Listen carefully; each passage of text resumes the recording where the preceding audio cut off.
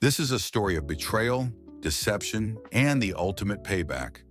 It's a roller coaster of emotions, unexpected alliances, and well-earned justice. Buckle up. This is one you won't forget. To start off, this is a throwaway as I don't want it to tie back to me. Also, buckle up, this is going to be a long ride. These events took place over several years. I hope it is worth the read. I am going to begin with the main players. Me, my ex-wife Pepper, revenge target number one. Her boyfriend Steve, revenge target number two. The boyfriend's ex-wife Maria, co-partner in the revenge. My daughter Sarah, and my friend Jason, accomplice in the revenge. With that said, let's get some backstory out of the way. So Pepper and I had a very up and down marriage. It was one of those that I was madly in love with her, but looking back, I think she was in it more for the money and convenience. She had one son we will call Drug, because he was and still is a major drug addict, before we got married, and I also had one son, name is unimportant, that I had full custody of. While married, we had Sarah. I toughed the marriage out for as long as I could, but eventually we just couldn't keep it together. We separated, and due to traveling some for work and having custody of my son, I moved back to my hometown a few states away so my parents could help, but kept an apartment in the town that Pepper and Sarah lived in so that I could still spend as much time with my daughter as I could. At this time, I asked my best friend Jason, who is a lawyer and owns his own firm, to do up a child support agreement for us. It is very important to note that we only addressed child support. It had nothing about custody or visitation or anything else in it. So for about a year, this was how it would work. I would spend a month with Sarah while my parents watched my other son, then I would spend a month with my son.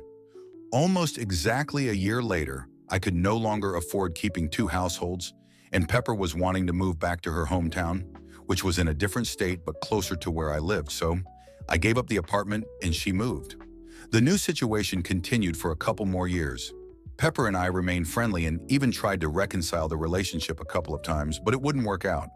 I was still deeply in love with her, but we couldn't come to an agreement on things like where to live and such. I forced myself to try and move on and started dating. She had been dating basically from the day after I moved out. Even though I still loved her, our relationship moved more into good friends than husband and wife. So she finally meets Steve. I never was told much about Steve other than he was a certified ethical hacker, and that is what he did for employment. Important later. While they were dating, she would send me texts about their dates. She even texted me the day they first had sex together. This hurt deeply, and looking back, I think this is what she wanted, but I tried to play the part of good friend and confidant. Steve and Pepper had been dating for 6 months when out of the blue she tells me they broke up, and she realized that she is madly in love with me. Since it's at the beginning of summer, she packs some suitcases and heads to my state. They were going to spend the summer with me and see if they like it or not. We had an amazing summer. All the kids are getting along. Drug even loved it here, so she makes it official we are back together, and they are moving in. We went and registered my daughter for school. We even were able to get her on a Pee Wee cheerleading team for the summer. She made several friends and was loving being here. There was only one problem. Pepper still had an apartment that had all her furniture and stuff in it. I offered to go up with my truck and help load everything, but she insisted that her and Drug can get it done. So off they go to pack up and then head to their new home. As you can guess, things didn't go as planned. She was home for about 3 days when she informs me that under no circumstance will she move, and that her and Steve are in love and are moving in with each other. To say I was destroyed was an understatement. I couldn't understand why she had done it. The worst part was she left it to me to tell Sarah the bad news. When I told her, the devastated look on her face started turning my feelings of hurt into feelings of anger. Then Sarah broke down and started begging to stay with me and started spilling the beans. She told me things about how her mom would leave with Steve for days and leave Drug in charge. She had to learn how to cook for herself at 8 because Drug would spend the money on well drugs and spend the whole time high. If Drug wasn't left in charge, Pepper would use her multiple convicted felon niece to watch her. She also told me about the first time that she had met Steve. He came to their house, basically said hello, and him and her mom disappeared into the bedroom and started having loud sex. Sarah was outside the door bawling, and they just ignored and continued. This is how my 8-year-old learned of sex, and she is still in counseling trying to recover 7 years later. At this point, my anger has turned to rage.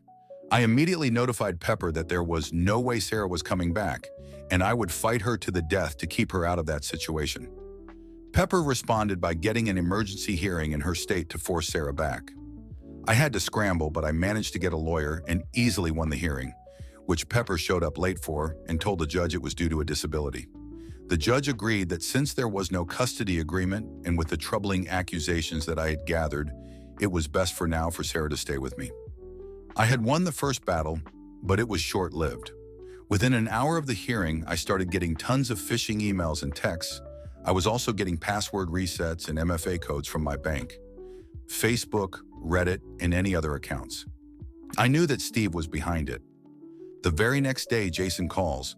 His law firm's website, email, and phone account had been hacked. Because he had to disclose the hack to the court, and because he was working on a semi-high profile case, at the time the FBI got involved. To say I was enraged was an understatement. These two people had destroyed me, harmed my daughter, and tarnished the reputation of my lifelong friend. It was time for them to pay and pay dearly. I was a man on a mission. I spent hours digging up as much dirt as I could on those Steven and Pepper. I had a lot of luck with Pepper. I found social media posts of her out late drinking that correlated to tardiness and missed days at school for Sarah. I found tons of pics of her and two strange kids doing fun activities. I found neighbors that were willing to testify that Sarah had to come beg for food because she was left with either drug or the felon. I knew I could bury her. Steve, on the other, had had all his accounts locked down. I couldn't find any dirt and it was driving me crazy. Then it hit me, try LinkedIn. It paid off.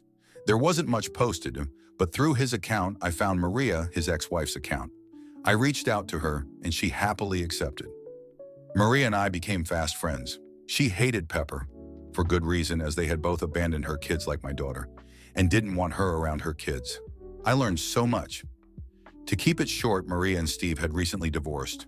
As part of the custody agreement, Steve got the house, car, bank account, savings, and a lower than usual child support. Maria had traded all that money to have control of the kids. She knew he was a scumbag and all she was concerned about was keeping her kids safe. They had a very detailed custody agreement with rules for Steve to follow. As part of that agreement, if Steve broke any rules, then he had to pay and pay dearly. He had to sell the house and give her half of everything. His child support would also double, and Steve would be financially ruined.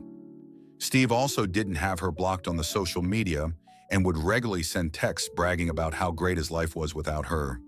Many of those texts had pictures of Pepper in them. We compared notes, we swapped evidence, we came up with a plan. And now it is time for revenge. First, I got with Jason. He let the FBI investigator know that I had also had some hacking attempts, and we believed it was the same person. The investigator called quick.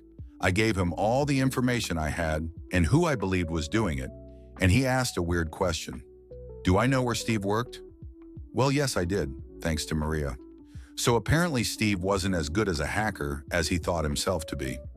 They had already traced back the hack on Jason to a business, the very same business Steve worked for. As soon as my conversation with the FBI was done, I called his work to lodge a complaint. I told the manager that someone was trying to hack me, and I was sure it was Steve. They, of course, did not take it too seriously because I had no proof. What they didn't know was they were soon going to be getting a visit from a special agent. The next week was absolute hell for Steve and Pepper. Pepper got served with the divorce papers, and her lawyer got served with all the evidence I had gathered. My lawyer said it was the most complete investigation he had ever seen. I had all 40 tardiness and 19 absences tied to nights out drinking with Steve.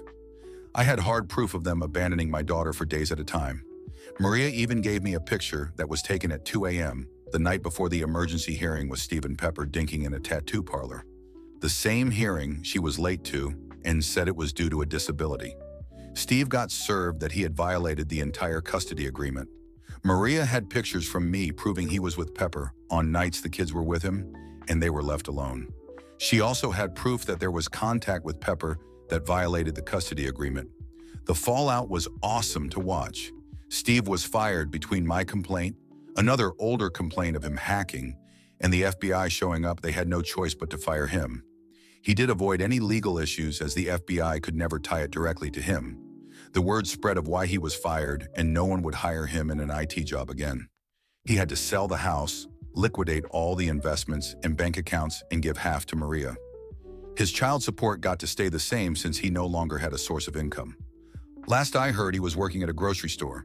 So in total, his income went from $200,000 plus a year to less than $40,000. As for Pepper, the divorce was swift and painful for her. The judge ruled in my favor for all counts.